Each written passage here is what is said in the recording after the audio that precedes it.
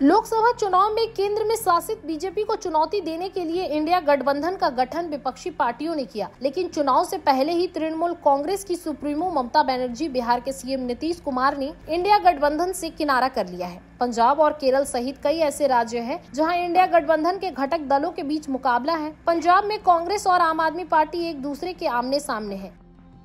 इसी तरह से पश्चिम बंगाल में कांग्रेस और लेफ्ट पार्टी मिलकर टीएमसी और बीजेपी के खिलाफ चुनाव लड़ रहे हैं। वहीं केरल में इंडिया गठबंधन की दोनों पार्टियां कांग्रेस और लेफ्ट एक दूसरे के आमने सामने हैं। पश्चिम बंगाल में कांग्रेस के साथ अपने समझौते के तहत सीपीआई के नेतृत्व वाले वाम मोर्चे ने उसके लिए 12 सीटें छोड़ी, जिनमें से 2 पर कांग्रेस वाम मोर्चे के घटक फॉरवर्ड ब्लॉक के खिलाफ दोस्ताना लड़ाई की संभावना देख रही है।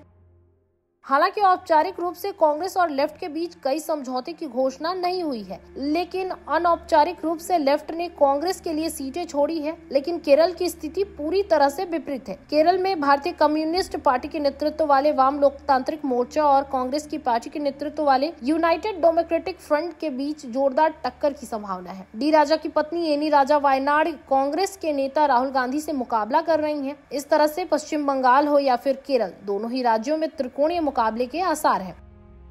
पश्चिम बंगाल में लेफ्ट कांग्रेस का टीएमसी और बीजेपी के साथ, तो केरल में कांग्रेस का लेफ्ट के साथ मुकाबले में भारतीय जनता पार्टी ने अपनी पूरी ताकत झोंक दी है। यह पहली बार नहीं है कि कांग्रेस और वामपंथी इस रणनीति को अपना रही है। केरल और पश्चिम बंगाल में लगभग एक ही समय में विधानसभा चुनाव होने हैं। पिछले विधानसभा चुनाव में उन्होंने केरल में एक दूसरे के खिलाफ लड़ाई लड़ी थी, जबकि पश्चिम बंगाल में साल 2021 के विधानसभा चुनाव में कांग्रेस और लेफ्ट के बीच समझौता हुआ। हालांकि बंगाल में लेफ्ट कांग्रेस एक भी सीट नहीं जीत पाई। यह पहला अवसर था जब विधानसभा में ना तो कांग्रेस का कोई उम्मीदवार जीत पाया और न ही लेफ्ट का, जबकि बीजेपी ने पहली बार 70 सीटों पर जीत हासिल कर रिकॉर्ड बनाया था। वहीं ममता बनर्जी की पार्टी तीसरी बार सरकार बनाने में सफल रही।